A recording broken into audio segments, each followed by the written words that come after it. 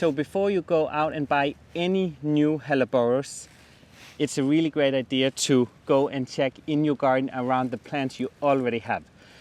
Because I don't think I'm the only one thinking Helleborus are really expensive to buy. So I'll just show you a really quick and easy way to get new free plants. Because this Helleborus here has been self-sowing all over the place. And here it's easy to self-sow even in gravel or in your soil at home.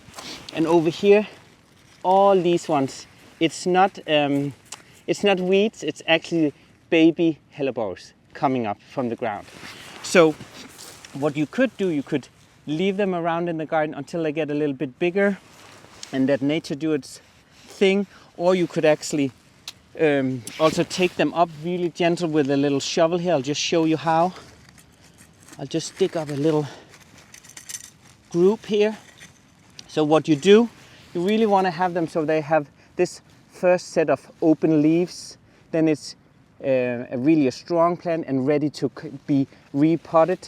So I have a pot here with really nutritious new soil, and I'll just make a little with my finger here, indentation in the ground and then in the soil. Gently push it here and pinch around just like that. And then I'll keep it really moist, spray a little bit, leave it outside somewhere sheltered or in a cold greenhouse until the plant has become a little bit bigger, maybe 4 or 5 sets of new leaves and a better root system. Then it's stronger to come out directly in your garden. So that's a great way to get new Helleborus. You can also collect seeds when, for example, this one is not, it's still in full bloom, but if it's, and this one has a new flower, but when they are finished, I'll show you a little bit later, when they're finished flowering, they will start having these seed pods all ready and ripe, like brown. You can collect those seeds, or you can just let the ants are actually also really enjoying what I think is really amazing. They enjoy to eat part of the seed, so they will take it out and spread the seeds. The rest of it they don't eat. They will throw around your garden, and then you have these new Helleborus. So that's one way to do it. But you can also collect when the seed pods are finished flowering, collect them, and then these seeds need to have changing temperatures to germinate. So both cold and warm time periods, around 6 to 8 weeks of both the cold temperatures and then also warm temperatures. So if you have a bigger clay pot, you could put them some rich just from your garden or potting soil or whatever soil you have, add them in a pot and then sprinkle some seeds on top. Then either flip another pot on top just to keep those bugs out, like birds and mice really like those seeds to chew on those.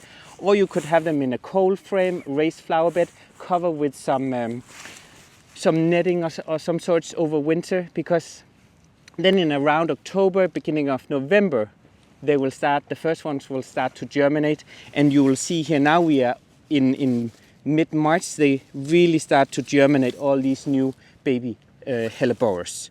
And you can also do them in a cold greenhouse, unheated. And then in that way you have a more focus on the whole process instead of letting nature do its thing. Then you also know, okay, I'm not, when you start in the spring, going out taking weeds away, you won't by mistake take these new baby Helleborus away.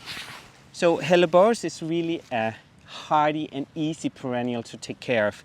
The only thing is, there's a few things you need to focus on, is these dead finished leaves. Some of them are, the only thing it can have some fungal disease where it gets spotted leaves. And if you see any of these withered leaves, I would cut them all down by the ground here, because over here you see it starts to have the flowers, the new buds are coming, so they don't spread to the whole plant. So I would just go ahead and snip all these dead ones off. And it might also just be the leaves from last year that really died. Leave it until the spring. Don't go ahead in autumn and remove them. Leave them over winter, because it also protects the plant. And another thing is right here, it can also, the reason why it's really brown leaves is because it's It loves the woodland conditions, so really moist, well-drained, rich soil. And one of these ones I planted is doing okay in direct sunlight, but they like shady to semi-shady areas like this woodland under a big tree if you have it at home.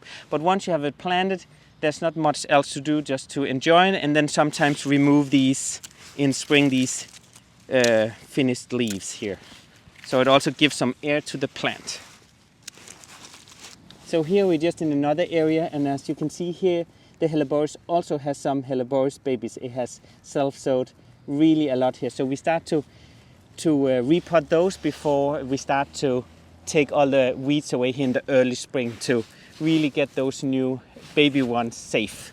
And as you maybe noticed, I often use my gloves, and especially here with Helleborus, because it's actually the whole plant can be very poisonous.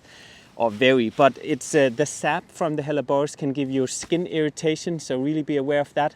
And if you eat a lot of the plant, like even with smaller kids, really focus on if they are around the Helleborus by themselves, because they can get really stomach ache and also vomit. So do be aware of wearing gloves and don't suck on your fingers when you are working with the Helleborus plant. And you can also see there's different kind of flower petals. Some have the single ones. You can also get double flower petals, which are really, and this one, for example, has beautiful dotted ones. You can get a more like a darker foliage, and yeah, different shades of color. You can get them all in yellows and lime green and this really much darker ones. As you can see, a lot of them, they look kind of down like a little bell, but they are really pretty here in the early spring because before all the other perennials are coming. And they are really great for pollinators, like the early bumblebees really appreciate these early flowering plants as well. So they are looking for these places to instead of going to a gas station. This Helleborus is really nice. It's called stinkende nyserod, so like stinking sneeze root. Really not a nice name, but it's actually not. It doesn't smell badly at all. It has a light scent to it. But what's really great that it flowers really early on in this almost lime green yellow flowers pop up here, and the foliage is also really special. So as you can see here is one of a new baby Helleborus here. It's really beautiful, has the first set of leaves, but then by time, really quickly, when it has the second set of leaves, you can start to recognize that it's actually this Helleborus. Like over here, it's starting to have the second, third set of leaves, and there you can really see it starts to look like the mother plant.